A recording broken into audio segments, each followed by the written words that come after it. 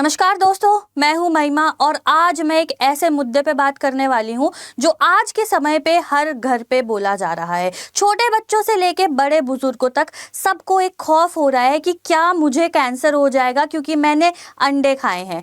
आप लोग भी डेली बेसिस पे जो है वो अंडों का सेवन करते हो और अंडे हमारे देश में एक ऐसी चीज़ है जो प्रोटीन का बहुत अच्छा सोर्स है और हर घर में ये खाए जाते हैं। तो मेन सवाल ये है कि क्या अंडों से कैंसर हो रहा है। ये जो स्टेटमेंट है आपकी सामने कब आई, क्या पूरी इसकी कंट्रोवर्सी है, जानेंगे इस सेशन में। तो बिना देरी के स्टार्ट करते हैं। ए टू जेड हम लोग देखने वाले हैं कि क्या कितनी सच्चाई है इस बात में कि अंडों से जो है वो कैंसर हो रहा है। तो ये जो पूरी कंट्रोवर्सी है स्टार्ट हुई है 7 दिसंबर से, जहां पे ट्रस्टिफाइड नामक यूट्यूब चैनल ने एगोस जो आप लोगों की कंपनी है उनके अंडों का टेस्ट करवाया और उसमें AOZ जो है वो पाया गया। इसकी ये जो आप लोगों की वीडियो थी ये बहुत ज़्यादा वायरल हुई, लोगों ने क्वेश्चन करना स्टार्ट कर दिया। तो 11 दिसंबर को एगोज एक अपनी रिपोर्ट शेयर करता है, अपनी वेबसाइट पे रिपोर्ट्स डाल देता है कि ये जो क्लेम किया जा रहा है कि AOZ जो है इससे कैंसर हो रहा है और हमारे अंडों में जो पाया गया है ये गलत है। तब तक ये आप लोगों का जो पूरा ये केस था ये पूरी कंट्री में फैल गया था, एक पब्लिक अलार्म ये बन गया था। तो FSSAI ने अपना काम यहाँ पे स्टार्ट किया। FSSAI ने जो है वो 15 दिसंबर को अपने फूड सेफ्टी ऑफिसर्स को बोला कि जितने भी एरियाज है वहां से जाके आप लोग एग के सैंपल्स कलेक्ट करो और 16 दिसंबर को ऑफिशियली FSSAI ने एग सेफ्टी ड्राइव जो है वो लॉन्च कर दी। अंडे जितने भी कलेक्ट हुए थे उनकी जो है वो लैबोरेटरी टेस्टिंग करी गई। उसके बाद 20 दिसंबर को FSSAI ने एक स्टेटमेंट इशू किया जिसमें ये बोला गया है कि जो ये दावा किया जा रहा है ये मिसलीडिंग है, अंडों से कैंसर नहीं होता है, ये फॉल्स पब्लिक अलार्म है। तो ये पूरी कंट्रोवर्सी आप लोगों की है जिसके बारे में आप लोग काफी दिनों से सुन रहे हो, लेकिन ये कंट्रोवर्सी बनी क्यों? तो बेसिकली ये जो कंपनी है हमारी एगोज एक ऐसी कंपनी है जो कि ये कहती है कि इनके अंडे जो हैं वो केमिकल फ्री हैं और यहाँ पे काफ़ी लोग जो है वो एक्स्ट्रा पैसे भी देते हैं केमिकल फ्री चीज़ों के लिए। तो यहाँ पे कंज्यूमर ट्रस्ट की बात आ गई कि हम लोग जब ज़्यादा पे कर रहे हैं या आप लोग जब कह रहे हो कि ये केमिकल फ्री है तो यहाँ पे AOZ जो है वो कैसे निकला। तो ये आप लोगों का एक बड़ा मुद्दा जो है वो बन गया है। अब यहाँ पे अगर हम लोग बात करेंगे तो ये आप लोगों के नाइट्रोफ्यूरेंस हैं क्या, दो चीज़ों की यहाँ पे बात हो रही है पूरी कंट्रोवर्सी में, वो है AOZ और नाइट्रोफ्यूरेंस। देखेंगे ये नाइट्रोफ्यूरॉन्स और AOZ है क्या एक्चुअली। तो देखो नाइट्रोफ्यूरॉन्स आप लोगों का जो है एक सिंथेटिक एंटीबायोटिक है जो कि पहले हमारे एनिमल्स को और पोल्ट्री को दिया जाता था डिजीज ट्रीट करने के लिए। आप लोगों के एंटेटिस जो डिजीज होती है उसको ट्रीट करने के लिए हम लोगों का ये नाइट्रोफ्यूरेंस जो है वो दिए जाते थे। लेकिन ये जो नाइट्रोफ्यूरेंस हैं आप लोगों के दे आर जेनोटॉक्सिक, यानी इनसे जो है वो कैंसर कॉज हो सकता है, DNA में चेंजेस ये कर सकते हैं, जिसकी वजह से इनको काफ़ी ज़्यादा कंट्रीज में जो है वो कम्प्लीटली बैन कर दिया गया है। ठीक है, अब यहाँ पे बात करेंगे अपनी कंट्री की, तो इंडिया में भी आप लोगों के जो नाइट्रोफ्यूरेंस है वो आप लोगों के बैंड है। अब काफ़ी जगह आप लोगों को ये देखने को मिलेगा कि आप लोगों की जो कंट्री जो यूरोपियन कंट्रीज़ है या आप लोगों की जो वेस्टर्न कंट्रीज़ है वहाँ पर जो लिमिट है आप लोगों की, वो लिमिट है आप लोगों की 0 टॉलरेंस या तो 0.5 माइक्रोग्राम पर kg। लेकिन जब हम FSSAI की रेगुलेशंस की बात करते हैं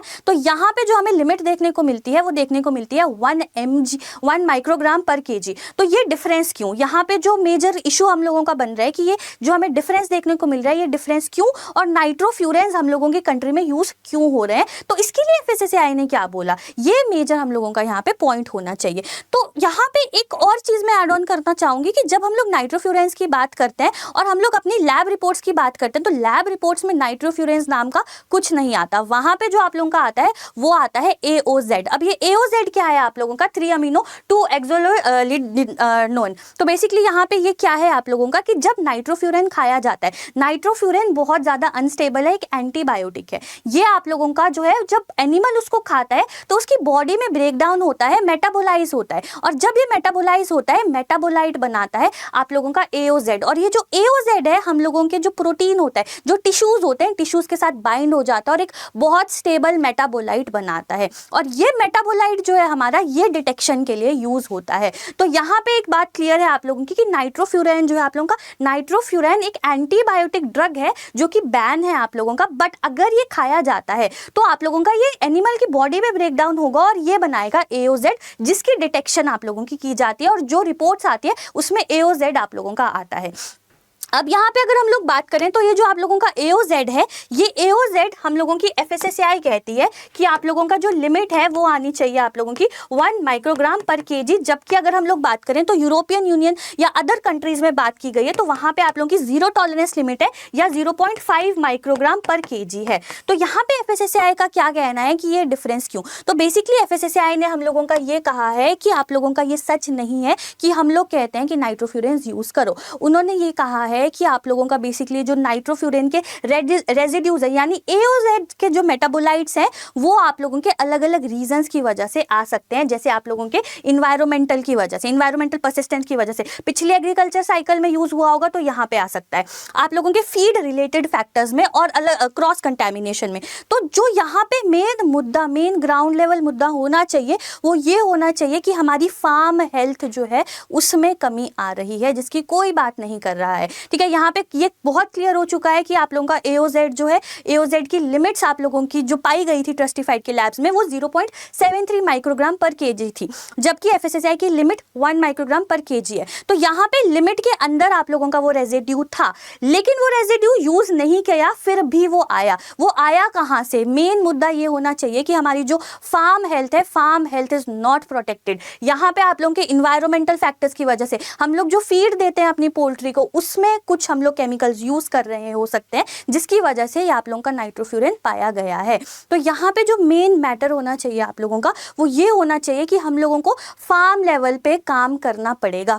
तो इस पूरी कंट्रोवर्सी का कंक्लूजन क्या है और आप लोगों को यहाँ से क्या सीखने को मिल रहा है? तो यहाँ पे दो चीजें हैं कि अगर हम लोग बोल रहे हैं कि अंडों से कैंसर हो रहा है तो वो क्लेम बिल्कुल गलत है। अंडों से कैंसर नहीं होता है। यहाँ पे ये जो बेसिक चीज है वो है डिटेक्शन और रिस्क की, जो हमारी लिमिट्स बताई गई है वो आप लोगों की जो है, अगर हम लोग एक प्रॉपर डोज में चीजें खाते हैं तो उससे कुछ नहीं होता है। अगर आप लोगों ने 1 बार अंडे खाए हैं, 2 बार अंडे खाए हैं तो आपको कुछ नहीं होगा। ठीक है, और ऐसा नहीं है कि आप अंडे खाते आ रहे हो तो आपको कैंसर होगा। ये जो क्लेम है आपका, ये क्लेम बिल्कुल गलत है, क्योंकि अगर हम लोग AOZ की बात करें तो AOZ जो है आप लोगों का वो डायरेक्टली अभी नो स्टडीज हैव शोन कि आप लोगों के जो AOZ है उससे ह्यूमंस को कैंसर होता है। हाँ, हालांकि यहाँ पे रोडेंट्स पे स्टडी हुई है और रोडेंट्स पे जो स्टडी हुई है वो ये इंडिकेट करती है कि ये जो है ओवेरियन कैंसर और यहाँ पे आप लोगों के जो DNA में चेंजेस आ सकते हैं।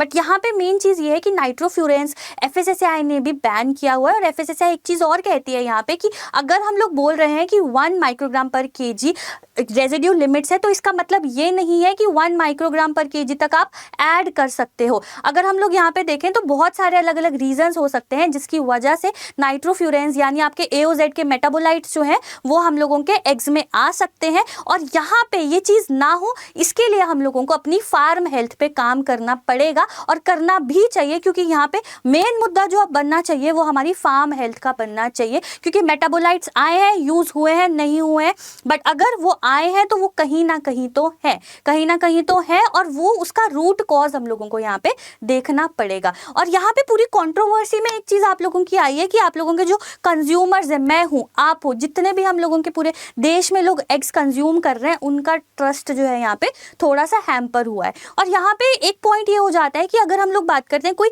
चीज, कोई मिस इन्फॉर्मेशन, कोई पब्लिक अलार्म हम लोगों का ऐसा फैलता है जिससे लोग क्या करते हैं, लोग वही चीज़ मानने लग जाते हैं जो उनको बताई जाती है।